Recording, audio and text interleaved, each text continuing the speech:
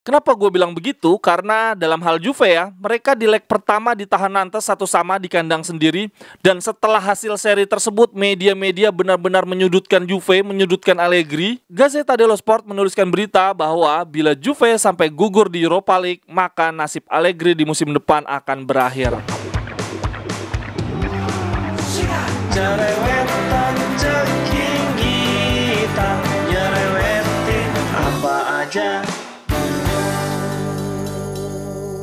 Teman-teman yang sedang kalian saksikan saat ini adalah Cerewetin Serie A. Apa kabar teman-teman tifosi semua? Selamat berakhir pekan. Hari Sabtu ini gua mau cerewetin tipis-tipis perjalanan tim-tim Serie A di kompetisi Eropa. Di luar dugaan banget ya, menurut gua sih memang sangat amat mengejutkan. Seluruh perwakilan Serie A menang di leg pertama Liga Champions. Dan bahkan di Europa League dan Conference League, semua perwakilan klub-klub Italia lolos ke babak berikutnya. Apakah ini pertanda kebangkitan klub-klub Serie A di Eropa? Apakah ini yang disebut the real DNA Eropa? Di leg pertama babak 16 besar Liga Champions, Milan dan Inter sama-sama unggul 1-0 atas tamunya masing-masing. Kemudian Napoli mencukur tuan rumah Frankfurt 0-2. Ini adalah untuk pertama kalinya dalam sejarah 3 wakil Italia menang semua di leg pertama babak knockout Liga Champions. Belum pernah terjadi sebelumnya. Walaupun Milan dan Inter cuma menang 1-0 atas tamunya masing-masing, tapi lawan yang mereka hadapi bukanlah lawan mudah, karena baik Tottenham maupun Porto sama-sama punya pelatih yang paham betul sepak bola Italia. Dan bahkan bukan cuma sekedar paham ya, kita semua tahu pelatih Tottenham Antonio Conte pernah menaklukkan Serie A berkali-kali. Dia merebut Scudetto bersama Juve dan Inter. Sedangkan pelatih Porto, Conceição, dalam karir kepelatihannya bersama Porto berulang kali menundukkan wakil-wakil Serie A di kompetisi Eropa. Tercatat dia pernah menundukkan Juve, Milan, Roma dan juga Lazio. Jadi kemenangan 1-0 atas Tottenham dan Porto merupakan modal yang sangat berharga untuk leg kedua. Tapi kalau kita bicara tentang Napoli di kompetisi Eropa musim ini, sejujurnya gue masih agak-agak belum yakin nih. Gue setuju bahwa Napoli di Serie A, wah itu sangat amat dominan ya, superior, kuat, mengerikan dan konsisten. Tetapi di Liga Champions musim ini, gue belum melihat Napoli ketika menghadapi tim-tim papan atas Eropa seperti Munchen, Madrid atau City. Selama ini yang dihadapi Napoli cenderung lawan-lawan yang bukan papan atas Eropa lah. Betul, di babak grup kemarin mereka mengalahkan Liverpool, salah satu tim raksasa Eropa. Tetapi Liverpool musim ini nggak sekuat musim-musim sebelumnya. Jadi ketika Spalletti mengeluarkan statement setelah pertandingan lawan Frankfurt, dia bilang, klub Serie A harusnya berani mengubah gaya permainan, harus berani menguasai bola dan mengambil inisiatif serangan di kompetisi Eropa. Tapi kalau menurut Gazzetta berbeda dengan pendapat gua, mereka bilang begini, Napoli tidak lagi bisa menutupi kekuatannya bahkan di Liga Champions. Dengan performa yang mereka miliki saat ini, tidak mungkin Napoli hanya puas mencapai perempat final.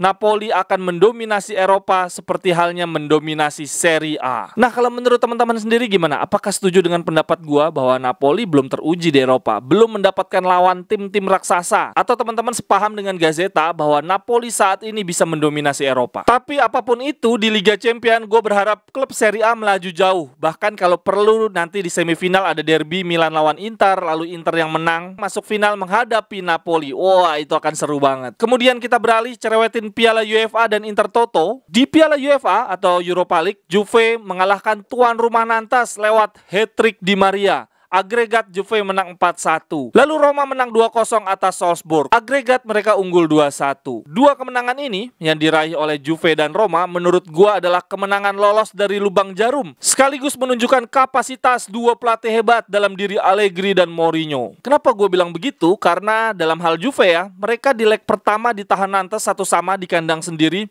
Dan setelah hasil seri tersebut, media-media benar-benar menyudutkan Juve, menyudutkan Allegri. Sebelum pertandingan leg kedua, Juventus benar-benar disudutkan oleh media. Gazzetta dello Sport menuliskan berita bahwa bila Juve sampai gugur di Europa League, maka nasib Allegri di musim depan akan berakhir. Kemudian ada media juga namanya La Stampa, mereka bilang Juventus back to the wall. Back to the wall itu istilah atau idiom ya dalam bahasa Inggris yang artinya sebuah situasi yang tidak ada jalan keluarnya. Juventus sedang berada dalam situasi yang tersudutkan, tertekan karena hasil seri 1-1 di kandang sendiri. Begitu juga dengan Corriere dello Sport, mereka menuliskan berita yang menyudutkan Juventus. Corriere menuliskan, "Victory is mandatory," kemenangan adalah sebuah kewajiban. Nyatanya Allegri berhasil membuat Juve menang sangat meyakinkan 3-0 di kandang Nantes. Dengan hasil ini, Juve menjadi tim Italia pertama yang lolos ke babak 16 besar Eropa selama 11 musim berturut-turut. 9 di Liga Champions, 2 di Europa League. Ini Juve luar biasa banget ya, 11 musim berturut-turut lolos ke babak 16 besar tapi tidak pernah juara. Bagi teman-teman yang bisnisnya atau usahanya mau gue promosiin di YouTube atau di Instagram gue, silakan hubungi nomor atau kontak yang ada di kolom deskripsi ya. Terima kasih. Lalu untuk Roma, di leg pertama mereka kalah 1-0 dan kemudian di kandang sendiri di leg kedua mereka menang 2-0. Kalau ini gue nggak kaget ya. Mourinho sudah sangat amat jelas lah, nggak perlu diragukan. Dia pelatih yang punya DNA Eropa, punya DNA juara, tahu betul bagaimana menyiasati partai home and away. Setelah pertandingan, Mourinho menyampaikan statement ke pers. Dia bilang, "Kritik yang terus-menerus tanpa henti tidak akan membantu kami. Ketika kami menang, kami dianggap cuma beruntung. Roma hanya bisa mencetak gol dari bola mati. Kami terus dianggap tidak cukup baik, sedangkan tim yang lain selalu hebat."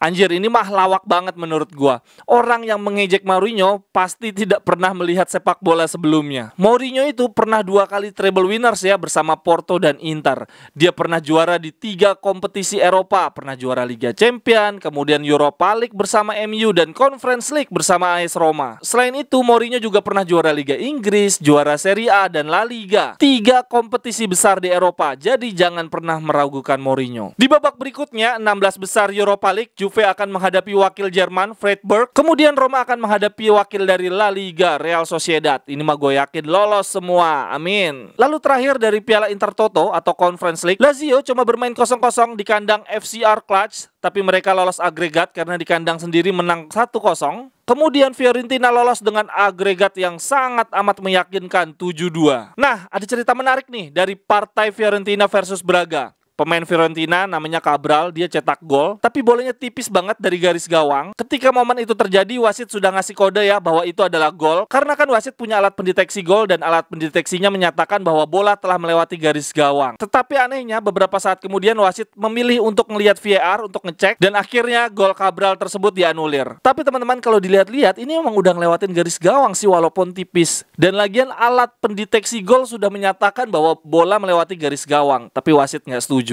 Nah, yang menjadi kocak adalah nggak lama kemudian Cabral mencetak gol lagi. Kemudian dia selebrasi gayanya ngikutin seperti wasit yang sedang ngecek VAR. Di babak berikutnya Fiorentina akan menghadapi Sivasspor. Kemudian Lazio akan menghadapi AZ Alkmaar. Semoga semuanya lanjut terus. Gue berharap seluruh wakil Serie A di kompetisi Eropa ya, baik Liga Champions, Europa League maupun Conference League semuanya juara. Tapi untuk Liga Champions yang juara jangan sampai Milan dan di Europa League yang juara jangan sampai Juventus. Teman-teman punya cerita atau analisis apa nih terkait klub-klub Italia di kompetisi Eropa? Silahkan tuliskan di kolom komentar. Sampai ketemu di cerewetan-cerewetan berikutnya. Bye-bye, thank you. Cerewetan ceking kita, nyerewetin apa aja.